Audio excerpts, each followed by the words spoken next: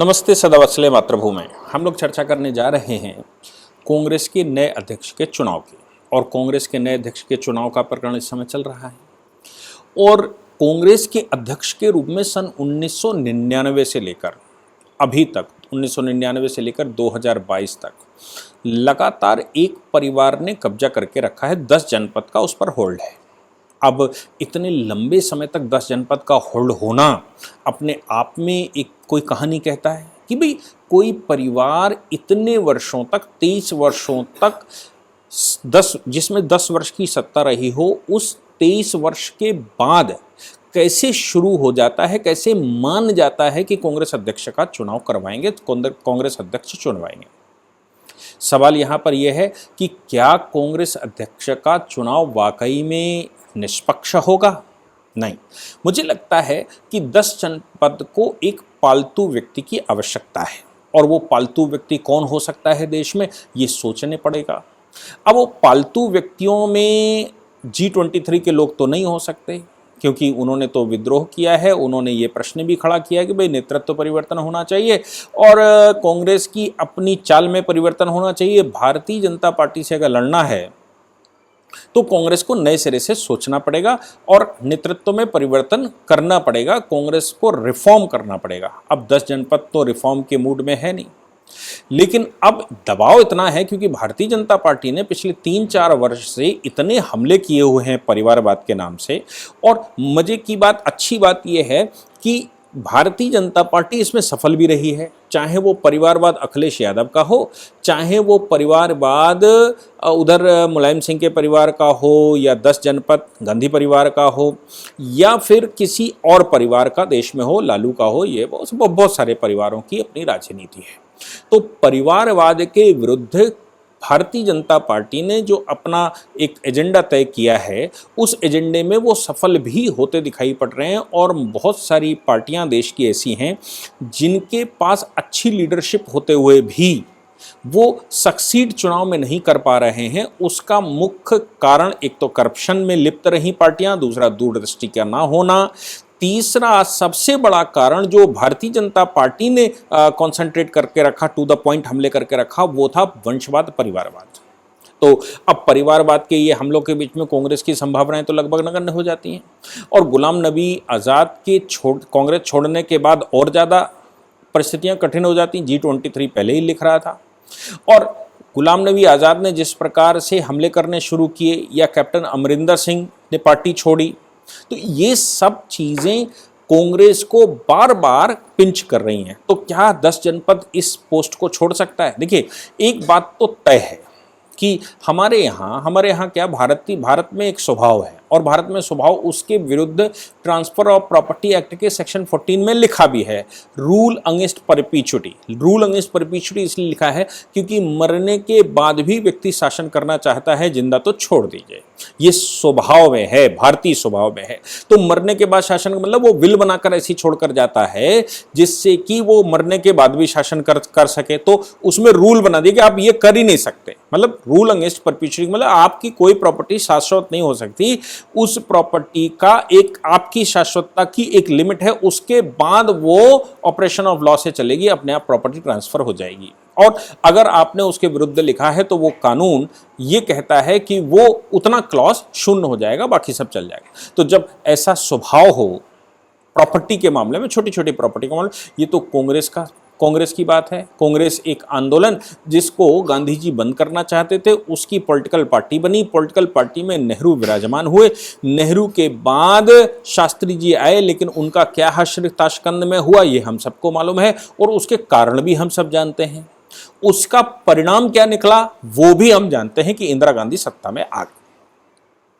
इंदिरा गांधी के सत्ता में आने के बाद बहुत समय अभी नहीं बीता था कि कांग्रेस में रिवोल्ट हो गया। और 1969 में कांग्रेस में इतना बड़ा फाड़ हो गया था कि कांग्रेस जो पार्टी थी वो अलग जा रही थी, सरकार अलग जा रही थी। यहां तक कि नीलम संजीवा रेड्डी का चुनाव जो कि कांग्रेस पार्टी ने तय किया था, उसके विरुद्ध इंदिरा गांधी सरकार में प्राइम मिनिस्टर रहते चली गई थी और वीवी गिरी को प्रधानमंत्री को राष्ट्रपति चुनवा दिया था। और इस पूरे कलह को रोकने के लिए जबरन जब पाकिस्तान में बांग्लादेश वर्सेस बंग भंग बनाम पाकिस्तान चल रहा था, यानी कि ईस्ट पाकिस्तान और वेस्ट पाकिस्तान लड़ रहे थे, तो इंदिरा गांधी जबरन कूद पड़ी थी और जबरन कूद कर उस युद्ध में बांग्लादेश का साथ दिया, जो भी हुआ। लेकिन उसका हमको लाभ क्या हुआ? हमको लाभ, भारत को कोई लाभ नहीं हुआ। शिमला समझौता होने के बावजूद ना ही कश्मीर वापस ले पाए, ना ही बांग्लादेश को भारत का हिस्सा बना पाए, और ना ही हम बाकी कश्मीर से, मतलब जो पाक ऑक्युपाइड जम्मू कश्मीर है, उसको ना वापस ले पाए, जबकि हम अमृतसर तक घुस चुके थे और भारत में भी कोई विशेष लाभ नहीं हुआ। लेकिन इंदिरा गांधी को व्यक्तिगत लाभ उसका यह हुआ था कि पार्टी की जो कलह चल रही थी, बड़ा फाड़ चल रहा था, और यह संभव था कि 1900 वो आगे का जो चुनाव है, उस चुनाव में इंदिरा गांधी की बैट बच जाती। लेकिन चूंकि हम बांग्लादेश अलग करवा पाए थे, इसलिए वो जो सेंटीमेंट है, anti Islamic sentiment, anti Pakistan sentiment जो हमारे अंदर भरा हुआ है, भारत में है, वो सेंटीमेंट इंदिरा गांधी को फिर से चुनाव जितवा ले गया था। तब से इंदिरा गांधी ने फैसला किया था कि केवल या तो पलतू बैठेगा या वो खुद बैठेंगे। इसलिए इंदिरा गांधी की हत्या, अब उस हत्या का बड़ा रहस्य है, पता नहीं क्या उसके मायने निकाले जाने चाहिए। वो कटक के दौरे पर थी और दौरे से अचानक उनको बुलाया गया। ये कहा गया कि राहुल विंची और प्रियंका विंची का एक्सीडेंट हो गया है, ऐसी एक कहानी चलती है। और इंदिरा गांधी वहाँ पर आई। फिर जो BBC लंदन है, उसका एक इंटरव्यू होना था। पीटर उत्सुनोव एक बड़ा पत्रकार था, वो पत्रकार भी उसमें था। इंदिरा गांधी की हत्या हुई। हत्या होने के बाद जो शॉर्टेस्ट रूट वहां से बनता है, वो राम मनोहर लोहिया अस्पताल का बनता है, और नहीं तो अगर एम्स में भी ले जाना, क्योंकि उस समय भी राम मनोहर लोहिया टॉप का हॉस्पिटल हुआ करता था, एम्स उतना अच्छा नहीं था और वो 5 मिनट की दूरी पर था। लेकिन राम मनोहर लोहिया में उनको एडमिट नहीं करवाया गया था, और ना ही उनको एम्स में सरोजिनी नगर होते हुए, जो लोग भी दिल्ली के बारे में जानते होंगे, वो ये जो नई दिल्ली का एरिया है या तीन मूर्ति का एरिया है, वहां से सरोजिनी नगर से सफदरजंग और सफदरजंग से वहां चले जाते, तो उसमें भी 10-15 मिनट सुबह सुबह के टाइम पे लगने वाले थे। लेकिन ऐसा कुछ हुआ नहीं। फिर आगे की जो स्टोरी है वो ये है कि इंदिरा गांधी कि इतनी सारी गोली लगने के बावजूद उनको हयात के रास्ते से, जो सबसे बिजी रूट होता है, हयात के रास्ते से उनको ले जाकर पहुंचाया गया एम्स। इसमें बहुत सारा समय लगा और इतनी गोलियां लगने के बाद उनके बचने की संभावना लगभग समाप्त हो गई। कौन उसमें था? पीटर उत्सुनोव उस गाड़ी में बैठा हुआ था, जो कि एक इटालियन था, और वो उस समय इंग्लैंड में वास करने लगा था। चूंकि जिस समय वो वर्ल्ड वार चल रहा था, उस समय उनके फोरफादर्स, उनके पिताजी वहाँ चले गए थे। और वो एक पत्रकार था, उसने एक डॉक्यूमेंट्री भी बनाई थी। वो डॉक्यूमेंट्री आयरलैंड में पब्लिश हुई थी। राजीव गांधी के प्रधानमंत्री बनने के बाद वो डॉक्यूमेंट्री बैन कर दी गई थी। इसके अलावा उस समय भी एक कमीशन बिठाया गया था, जिसको टैकमानी कमीशन कहते हैं। इंदिरा गांधी असैसिनेशन केस में आज तक मैंने उसकी रिपोर्ट कहीं नहीं देखी, और कोई बताने को तैयार नहीं कि उसकी रिपोर्ट क्या आई थी। आप समझ लीजिए ये क्या बड़ा गेम था। लेकिन राजीव गांधी प्रधानमंत्री बन चुके थे। राजीव गांधी के प्रधानमंत्री बनने के बाद कांग्रेस फिर सत्ता अपने पास आ गई थी, मतलब परिवार के पास थी। और राजीव गांधी के असैसिनेशन होने के बाद फिर नरसिंह राव की सरकार बन गई, और वो 96 तक चली। लेकिन सीताराम केसरी, मैं इसलिए ये सारी बातें बता रहा हूं कि आज की तारीख में पालतू क्यों चाहिए, और गहलोत की बलि क्यों चढ़ने जा रही है, और गहलोत क्यों घबरा रहे हैं कि भाई हमें राष्ट्रीय अध्यक्ष मत बनाओ। जबकि भारतीय जनता पार्टी जैसी पार्टियों में तो राष्ट्रीय अध्यक्ष बनने के लिए लोग परेशान रहते हैं कि भैया किसी तरह से कुछ भी दे दो। लेकिन वहां पर राष्ट्रीय अध्यक्ष बनने के लिए वो तैयार नहीं है। मतलब क्या है?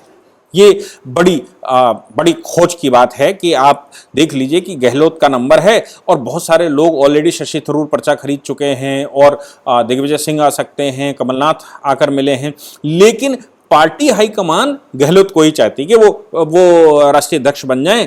अब गहलोत राष्ट्रीय अध्यक्ष बनने को तैयार नहीं है, तो आप समझ लीजिए कि बकरा कब तक खैर मनाए, ये वाला प्रकरण मुझे लगता है यहां पर है। लेकिन ये क्यों है, ये हम आपको इसकी हिस्ट्री बता रहे हैं। तो है क्या कि सोनिया जी बाहर थी। 1998 के कोलकाता अधिवेशन में सोनिया जी को सदस्यता दिलवाई गई। सीताराम केसरी उस समय प्रेसिडेंट बने हुए थे। सीताराम केसरी के विरुद्ध उस समय बहुत सारी शक्तियां काम करने लगी थी। अब सीताराम केसरी के विरुद्ध जो लोग काम कर रहे थे उनके विषय में जब आप सुनेंगे तो आपको पता लगेगा कि आखिर उनका हुआ क्या। उसमें माधवराव सिंधिया थे, उसमें राजेश पायलट थे, उसमें नारायण दत्त तिवारी थे, उसमें अर्जुन सिंह थे, उसमें ममता बनर्जी भी थी और उसमें जी के मूपनार थे, पी चिदम्बरम थे और जयंती नटराजन थी। ये बड़े नाम थे, पीए संगमा थे, ये बड़े नाम थे जिन्होंने सीताराम केसरी को डिस्प्यूटेड कर दिया और ये कहा कि भाई ये पार्टी में वो सब गड़बड़ कर रहे हैं। और सीताराम केसरी का क्या हश्र हुआ यह सबको मालूम है। सीताराम केसरी को जबरन ये डिस्प्यूट पैदा करके हटाया गया और उसके बाद सोनिया जी आ गई। सोनिया लेकिन अब गांधी परिवार से थी, इसलिए सबसे प्रबल दावेदार थी। प्रबल दावेदार होने के नाते अब इन लोगों को ही ये लगा कि भाई ये तो हमने सीताराम केसरी को इसलिए हटाया था कि हम में से कोई बैठ जाएगा, क्योंकि भाई परिवार तो अब आगे आ नहीं रहा, तो हम में से कोई बैठ जाएगा। अब मालूम पड़ा कि सोनिया गांधी आ गई, तो मई 1999 में इन लोगों ने क्या किया, शरद पवार, पीए संगमा, तारिक अनवर, इन लोगों ने चैलेंज कर दी सोनिया गांधी की विदेशी नागरिकता और ये कह दिया कि भाई ये प्राइम मिनिस्टर की दावेदार तो नहीं हो सकती। अब सोनिया गांधी अभी तक प्रेसिडेंट नहीं बनी है, लेकिन सदस्यता लेने के 62 दिन में 62 डेज, आप सोचो कि सदस्यता लेने के 62 दिन के अंदर इन तीनों नेताओं को पार्टी से निकाला गया और सोनिया गांधी को राष्ट्रीय अध्यक्ष बना दिया गया। अब किसको किसको ठेस लगी होगी? ठेस लगने वालों में माधवराव सिंधिया रहे होंगे, राजेश पायलट रहे होंगे, नारायण दत्त तिवारी रहे होंगे, अर्जुन सिंह रहे होंगे, ममता बनर्जी रहेंगी, जी के मूपनार रहे होंगे, पी चिदम्बरम रहे होंगे, जयंती नटराजन, जिन्होंने ये सब षड्यंत्र रचा था सीताराम केसरी को हटाने के लिए, वो सब बेचारे मायूस हो गए। इस चुनाव की एक और खास बात यह थी कि इन लोगों ने पर्चा भी भरा था सोनिया गांधी के विरुद्ध, और इन लोगों ने जो पर्चा भरा था तो इनका हश्र क्या हुआ। माधवराव सिंधिया का प्लेन एक्सीडेंट, राजेश पायलट का car accident, Narayan Dutt Tiwari party से निष्कासित हो गए, अर्जुन सिंह ने अलग पार्टी बना ली, ममता बनर्जी अलग निकल गई और ये शरद पवार ने अलग पार्टी बना ली, पीए संगमा ने अलग पार्टी बना ली। तो या तो कुछ लोग मर गए जो क्लेम कर रहे थे, जो प्रबल दावेदार थे, उनकी असामयिक मृत्यु हो गई एक्सीडेंट में, और बाकी लोग पार्टी से निकलकर अपनी अलग अलग पार्टियां बनाकर चलने लगे थे। तो आप सोच लीजिए कि सोनिया गांधी की प्रेसिडेंटशिप में 62 दिन के नागरिक उसकी सदस्यता लेने के 62 दिन के अंदर ये पूरा प्रकरण हुआ और वो किसी न किसी तरह से राष्ट्रीय अध्यक्ष बन गई और बाकी ये सब धीरे धीरे करके निपट गए। तो आप समझ सकते हैं कि कितनी शिद्दत से, कितनी कोशिश करने पर 1999 में वो पार्टी अध्यक्ष बनी, जबकि 1989 से लेकर या 1990 से लेकर और 1999 8-9 वर्ष उनका जो ट्रांजिशन पीरियड, जो बाहर का पीरियड रहा, वो कैसे झेली होंगी। इसके बाद उन्होंने कभी पार्टी अध्यक्ष पद छोड़ा नहीं। अब कभी मोतीलाल वोरा, तो कभी कोई, ये अस्थायी रूप से बिठाए जाते रहे। राहुल गांधी को राष्ट्रीय अध्यक्ष बनाने की कोशिश करी, चले नहीं।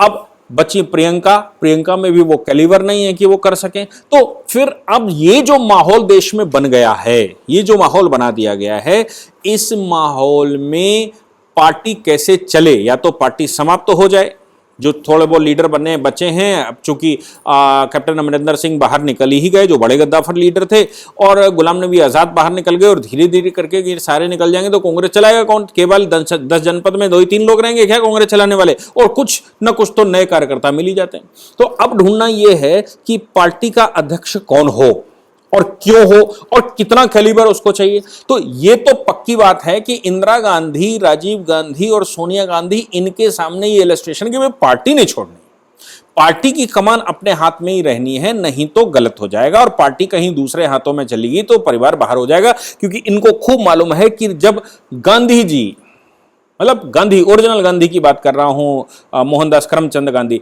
जब गांधी जी का परिवार सक्सीड नहीं कर पाया क्योंकि नेहरू घुस गए, तो फिर हमारा परिवार एक बार बाहर गया तो कोई दूसरा बैठ जाएगा, तो वो क्यों कैसे घुसने देगा। तो गांधी जी को जब इन्होंने रास्ता दिखा दिया, जब इन्होंने मतलब नेहरू परिवार ने रास्ता दिखा दिया बाकी सबको, उस समय के बड़े नेताओं को, तो फिर आप समझिए नेताजी सुभाष चंद्र बोस का क्या हाल किया इन लोगों ने। तो इनको खूब मालूम है कि अगर पार्टी में कोई बैठ गया, जिस समय उसके पास शक्ति आ जाएगी, उस समय हम बाहर के अलावा छोड़ दीजिए 10 जनपद भी छोड़ना पड़ेगा, प्राइवेट मकान में रहना पड़ेगा, पूरा कब्जा हो जाएगा। तो अब ये उस समय का इंतजार परिवार कर रहा है कि जिस समय बीजेपी कमजोर हो और हम सत्ता में आ जाएं।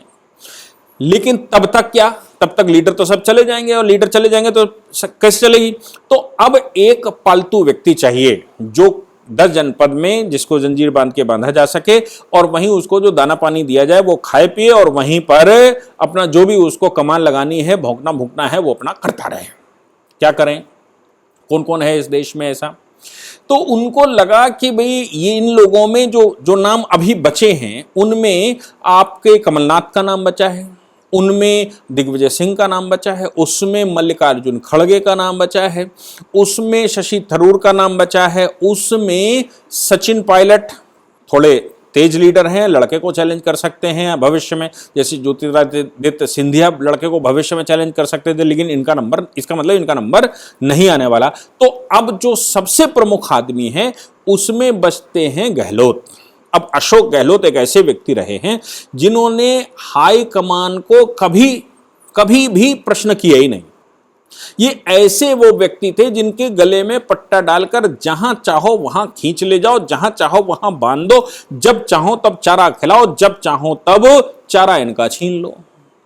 वो राजस्थान में सरकार बनने की सिचुएशन जिस समय थी, सचिन पायलट वर्सेस ये चल रहा था, तो भी हमने सबने देखा ही होगा, बीच में भी कुछ ऊधम मचता रहा तो हमने सबने देखा होगा कि भाई अशोक गहलोत उनके बिल्कुल पैड आदमी है। इसलिए अशोक गहलोत को यह संभव है कि पार्टी हाईकमान ये चाहता हो कि अशोक गहलोत किसी तरह से सत्ता में बैठ जाए, मतलब उसमें आ जाए।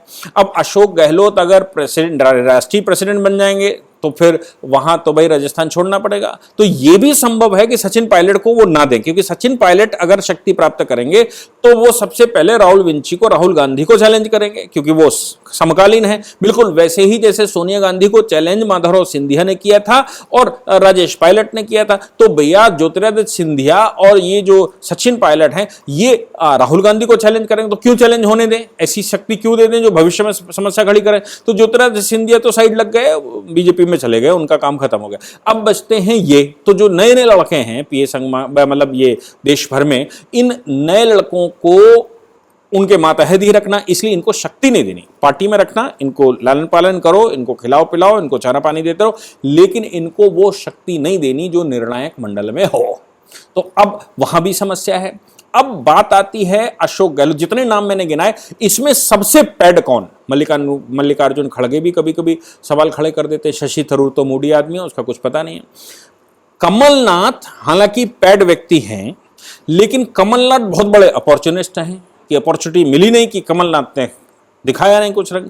और दिग्विजय सिंह की बात ही आप छोड़ दीजिए, दिग्विजय सिंह कुछ भी कर सकते हैं, कभी भी कुछ भी, तो उनको शक्ति मिल जाए तो वो क्या ना कर गुजरे। लेकिन अशोक गहलोत एक ऐसे व्यक्ति हैं जिनके ऊपर पूरे देश को यह विश्वास है, केवल हाईकमान को नहीं, पूरे देश को यह विश्वास है कि ये एक खूंटे से बंद कर रहेंगे, इनसे जितना कहा जाएगा, ये पूरे दूसरे मनमोहन सिंह हैं, इनसे जितना कहा जाएगा उतना काम करेंगे, और जब इनसे कहा जाएगा रिजाइन कर दो तो ये रिजाइन कर देंगे।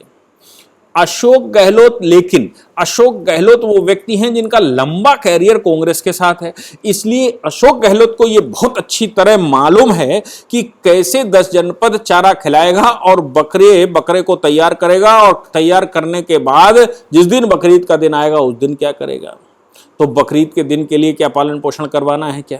लेकिन भाई अब जब उनको एक पैड आदमी चाहिए ही है, ऐसा व्यक्ति चाहिए है जो केवल साइन करे, जो उतनी बात करे जितनी हम बता, लेकिन अशोक गहलोत से अच्छा कोई आदमी नहीं है अभी 10 जनपद में।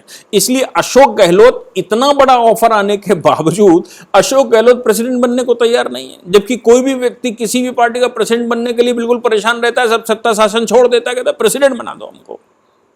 लेकिन अशोक गहलोत को यह मालूम है कि प्रेसिडेंट बनने का मतलब क्या होता है। यहां तब भी थोड़ी बहुत अपनी राजस्थान के मुख्यमंत्री रहते हुए अपनी ठीक ठाक चल रही है, लेकिन वहां प्रेसिडेंट बनने के बाद तो दशा बहुत खराब होने वाली है। और इतिहास गवाह है, नेहरू जी से लेकर, क्योंकि नेहरू जी के समय पे मैंने जैसे आपको बताया गांधी परिवार बाहर हो गया, नेताजी सुभाष चंद्र बोस जो प्रबल दावेदार थे, उनका पता नहीं लगा, जितने उनके अपोनेंट थे सब ठिकाने लग गए। और उसके बाद इंदिरा गांधी ने भी सारे अपोनेंट इंदिरा गांधी के समय पर भी ठिकाने लग गए। तो फिर भैया यहां पर अब अगर आप बैठेंगे तो फिर आपका क्या हश्र होने वाला है, ये बात भली भांति अशोक गहलोत जानते हैं। यही कारण है कि अशोक गहलोत अभी प्रेसिडेंट बनने को तैयार नहीं है, बाकी सब उनको मंजूर है। देखते हैं आगे क्या होता है। जय हिंद, जय भारत, वंदे मातरम।